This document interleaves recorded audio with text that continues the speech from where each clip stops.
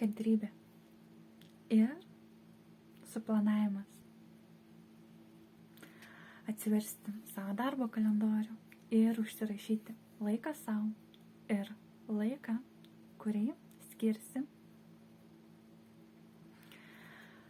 kurį skirsi prisijaukinimui naujų įgūdžių, naujų būsenų, naujų įpročių. Tai labai yra svarbu turėti susiplanavus, kad protas aiškiai žinotų, kad to laiku tai yra tavo laikas, kada tu ugdai naujus dalykus. Kas tai? Tai gali būti labai įvairūs dalykai ir mūsų aptarti, ir nauji.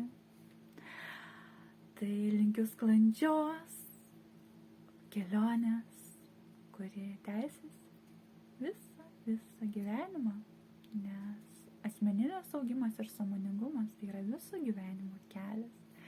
Žydėkim, skleiskimės, gerėkimės ir mėgaukimės. Ačiū, kad dalyvauji iššūkyje.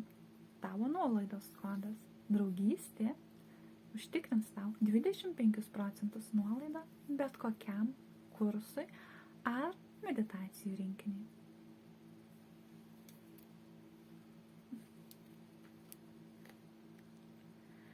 Linkiu harmoningos savaitės, kupinos stebuklų.